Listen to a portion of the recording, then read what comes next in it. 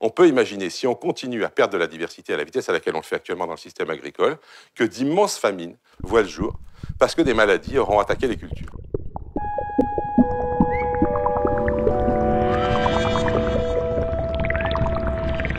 Merci, bien écoutez, je vous remercie d'abord d'être là, effectivement, et puis de venir écouter un peu quelque chose sur la biodiversité. Je vais essayer de changer votre vision de la biodiversité, donc, et j'espère qu'après ça, vous en aurez une vision tout à fait différente. À la biodiversité, d'habitude, quand on la présente, on montre des jolies images de manière à donner aux gens l'impression que c'est bien, la biodiversité, c'est joli, il faut la garder. Évidemment, ça a deux défauts.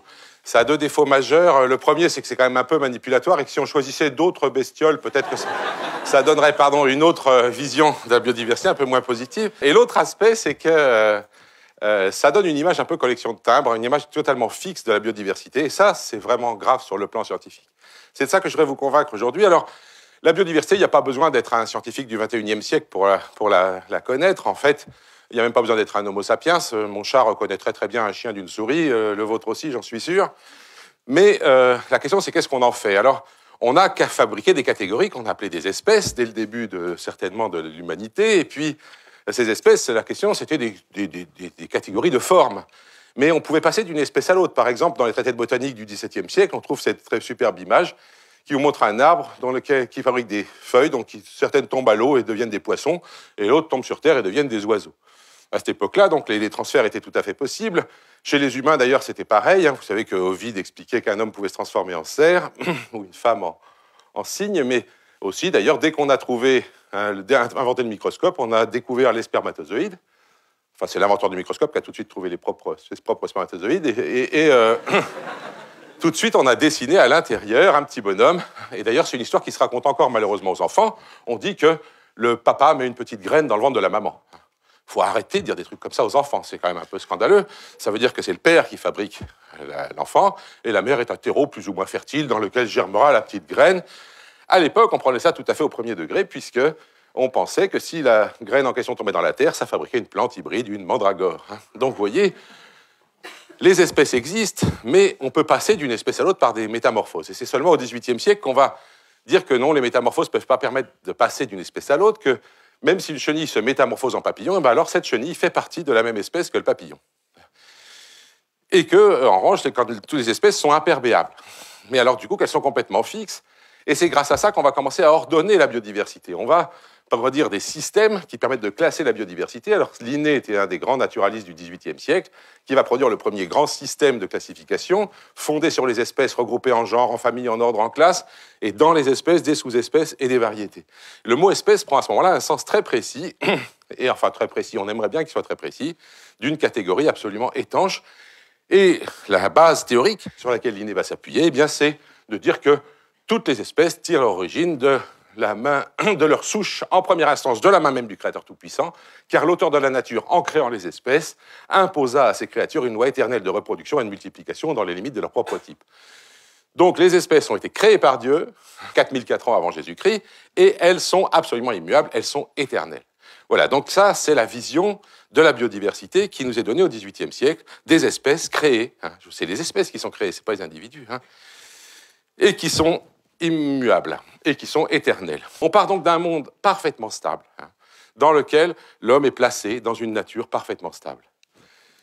Pour conserver la biodiversité, c'est très simple, c'est écrit dans la Bible aussi. Vous prenez un bateau, vous mettez un couple de chaque espèce, et c'est fait. Donc, les méthodes de conservation sont données. Alors ça, on sait que ça ne marche pas.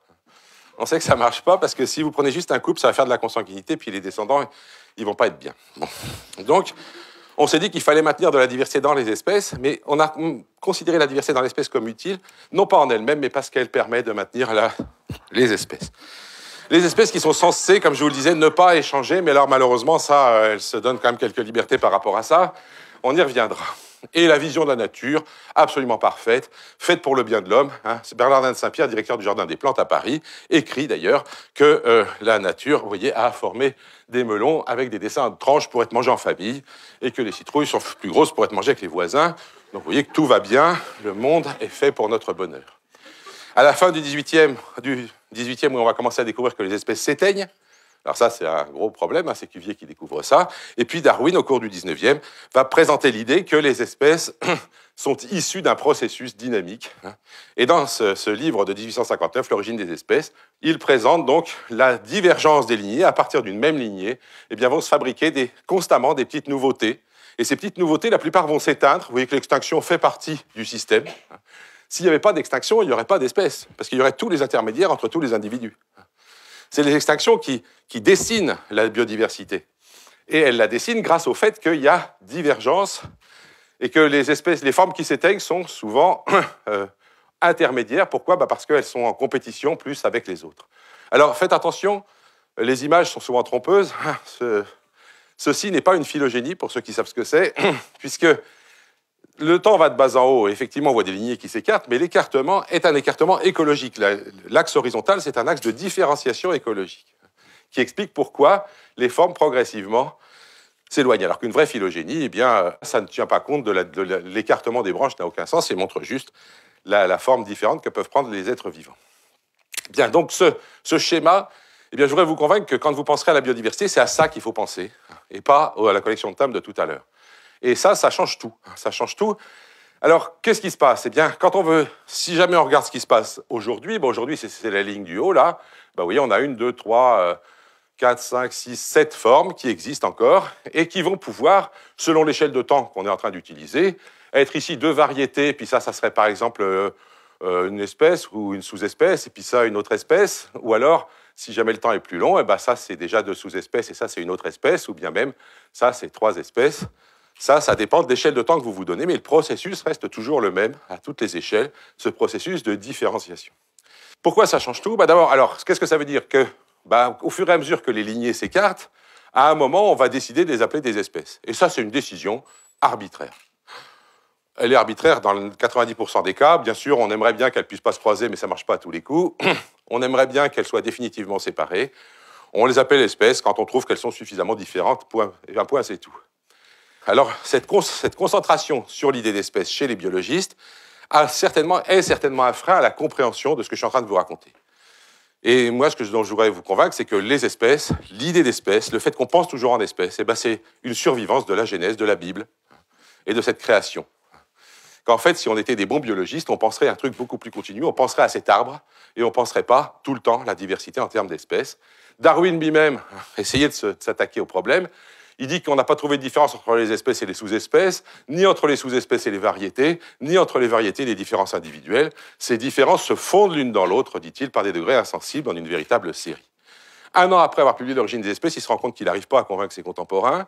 Il écrit à un ami qu'il est souvent désespéré d'obtenir que la majorité des naturalistes simplement le comprennent, que des gens intelligents qui ne sont pas des naturalistes et qui n'ont pas une idée bigote du terme espèce montrent plus de clarté d'esprit. Je suis content qu'il ait employé le mot bigote, en fait, parce que justement, ça va dans le sens de ce que je vous disais, c'est quelque chose d'un peu religieux. On va y revenir. Aujourd'hui encore, vous voyez, vous cherchez biodiversité sur le web, vous tombez tout de suite sur une image dans ce genre-là. Vous voyez, c'est d'abord les espèces et puis tout un fatras de trucs trop compliqués pour qu'on s'en occupe. C'est pas comme ça qu'il faut voir la biodiversité. Alors, cet aspect religieux de l'espèce, elle fait qu'on imagine effectivement que les espèces, elles n'échangent pas. Alors, je sais que c'est pas vrai parce que je me suis un peu occupé de chevaux et d'ânes et de zèbres. Tout ça, ça se croise gentiment. On dit que les mulets sont stériles, mais ils ne sont pas tous stériles. Et d'ailleurs, vous avez dû voir un épisode de ce truc-là, parce qu'il y a 50 ans, on pensait que les tigres et les lions ne pouvaient pas se croiser, puisque c'est des espèces différentes. Et puis, paf, voilà qu'ils se croisent. Et alors, quand ils sont croisés, qu'on a eu les premiers hybrides, tout le monde a dit ils sont stériles. Mais c'était un acte de foi. Ils ne sont pas stériles en réalité. D'ailleurs, maintenant, on a les 2e générations. Donc, vous voyez que cette vision où on voudrait mettre la nature dans des cases et que ces cases soient étanches, c'est une vision fausse. En fait, en remettant l'évolution dans le système, on a refabriqué une autre vision de la création, c'est-à-dire qu'on dit l'évolution remplace le créateur. Elle a fabriqué toutes les espèces et puis à la fin, elle a fabriqué l'homme. Genre, à la fin, elle a fabriqué l'homme. Vous voyez, regardez. Hop, on a plein de trucs et puis crac, à la fin, on arrive à l'homme. Comme si c'était nous le point final. Mais non, la dernière espèce apparue sur Terre, c'est pas les humains, c'est une moustique du métron londonien à notre connaissance. Pas de quoi en faire un fromage. Dernier point, évidemment, si je regarde la biodiversité comme ça, je me rends compte qu'elle n'a rien de stable. C'est-à-dire qu'il n'est pas question de conserver ce truc-là. Ce qu'on peut conserver, c'est la dynamique du système. La dynamique, c'est une dynamique où d'un côté, il y a des extinctions et de l'autre, il y a des divergences. Alors, quand on parle d'équilibre, si je dis il y a équilibre de la biodiversité, l'équilibre de la biodiversité, ce n'est pas un équilibre comme ça. Ce n'est pas un équilibre stable. C'est un équilibre même pas un équilibre instable, c'est un équilibre dynamique. C'est-à-dire que c'est la même chose que l'équilibre d'un vélo. Un vélo, c'est un truc, ça tient debout parce que ça avance. Et ça peut pencher, mais il faut qu'il y ait des forces qui compensent, et on peut calculer ces forces, etc. Et si jamais on l'arrête, c'est là qu'il tombe. Donc, la biodiversité, c'est la même chose. Oh, il y a d'autres exemples, hein, pardon. Il y a un avion, évidemment, c'est la même chose. Des planètes autour du Soleil, des satellites autour de la Terre, et même notre propre corps. Hein, vous savez bien, vous maintenez parce que vous êtes en équilibre dynamique avec le milieu. Vous mangez, vous excrétez, vous respirez, etc. Si jamais quelqu'un vous disait « je vous aime tellement, je veux te garder, je te mets au frigo », vous ne seriez pas d'accord. Eh bien, il ne faut pas faire ça à la biodiversité non plus, parce que c'est la même chose. La biodiversité, pour qu'elle soit vivante, il faut qu'elle avance. Einstein l'avait déjà dit, hein, la vie c'est comme une bicyclette, il faut avancer pour ne pas perdre l'équilibre. Eh bien, c'est exactement la même chose avec la biodiversité. La biodiversité, c'est un système dynamique. On ne la conservera que si jamais on laisse le fonctionnement de ce système exister. Et la crise de la biodiversité actuelle, ce n'est pas le fait qu'on arrache des forêts, ça joue dans le système, mais c'est une crise globale du fait que le moteur de la biodiversité est en panne. Là où c'est ultra visible, évidemment, c'est dans les systèmes agricoles. Parce que dans les systèmes agricoles, qu'est-ce qu'on fait? On est en train de mettre sur des millions d'hectares les mêmes variétés, les mêmes génotypes. Et ça, eh bien, on sait bien que c'est dangereux. C'est dangereux parce que si jamais il y a une maladie qui se répand, qui s'habitue à ces variétés, eh bien, cette maladie va complètement démolir toutes nos cultures. On peut imaginer, si on continue à perdre de la diversité à la vitesse à laquelle on le fait actuellement dans le système agricole, que d'immenses famines voient le jour parce que des maladies auront attaqué les cultures. Nous avons donc une responsabilité lourde vis-à-vis des générations futures, mais peut-être très proches, hein, de remettre en œuvre de la biodiversité dans l'agriculture. Or, ça, actuellement, ce n'est pas du tout ce qu'on fait. Pourquoi? Eh bien, parce que actuellement, quand vous semez des plantes, comme ce monsieur au Canada, eh bien, si jamais vous ressemez vos propres graines, si elles sont contaminées par les graines des voisins et qu'il y a des gènes brevetés dans les variétés des voisins, eh bien, l'entreprise qui a breveté les gènes, que je ne nommerai pas parce que vous la connaissez très bien, va vous faire un procès, ce qu'elle a fait à ce monsieur, et va lui interdire de semer ses graines et va gagner au niveau du Conseil suprême canadien. Il a été reconnu dans le procès qu'il n'avait pas été chercher les gènes, mais qu'ils étaient venus tout seuls. Mais n'empêche, comme ils sont brevetés, il n'a plus le droit de ressemer ses semences. Donc le résultat, c'est qu'à l'heure actuelle, quelques entreprises, très peu nombreuses, sont en train de prendre la possession de toutes les ressources génétiques de la planète, de toute la biodiversité cultivée, et c'est quelque chose d'hyper dangereux parce qu'elles ne conservent aucune diversité dans ce système. Il y a une guerre des semences qui est en train de se tenir, et la question, c'est de savoir qui va pouvoir posséder toute la nourriture de l'humanité d'ici quelques années. Alors le résultat, eh bien, c'est qu'on est en train de perdre cette diversité, et vous inquiétez pas, de grands esprits comme Bill Gates ont trouvé la solution. Alors j'ai oublié de vous dire, Bill Gates, c'est le premier actionnaire, allez, de Monsanto, ce que là je le dis. La solution est très simple, on va mettre toutes les graines dans un frigo. Toutes les graines de la terre à Svalbard, dans un frigo. Toutes les graines de plantes cultivées, pas toutes les graines, une graine de chaque variété. Ce qui fait que tout compte fait, ça fait très peu de variabilité. Mais n'empêche, vous êtes rassurés, toutes les ressources génétiques de la Terre sont à cet endroit-là. Évidemment, c'est des gens qui sont des copains d'Allègre, ils ne savent pas encore que ça va dégeler. Mais de toute façon, le frigo, ça ne sert à rien, parce que des graines dans un frigo, au bout d'une dizaine d'années, ça commence à arrêter de germer. Et donc, ces graines, elles vont mourir. Ce qu'on est en train de faire, c'est de faire un immense cimetière de graines qui seront sous terre, en Norvège, dans une île perdue. Et quand on aura besoin d'elles, eh ben, on ne pourra pas les faire germer. Ce n'est pas grave. D'ici là, les biotechnologies auront tellement avancé qu'on saura très très bien refabriquer des plantes par biologie synthétique avec le génome de ces graines. Et puis, qui est-ce qui saura faire ça? Uniquement les boîtes de biotech. Donc, vous voyez que tout le monde est content. Et donc, voilà un petit peu ce qu'on est en train de faire avec la biodiversité, non seulement au niveau général, mais aussi au niveau cultivé. On est en train de mettre la technologie du XXIe siècle au service d'une science du XVIIIe siècle, celle de la création, celle de l'arche de Noé, des graines dans un frigo.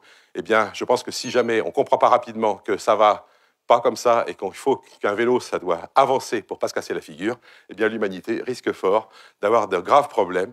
Et donc je vous incite à vous intéresser à ces questions pour éviter la chute finale. Merci.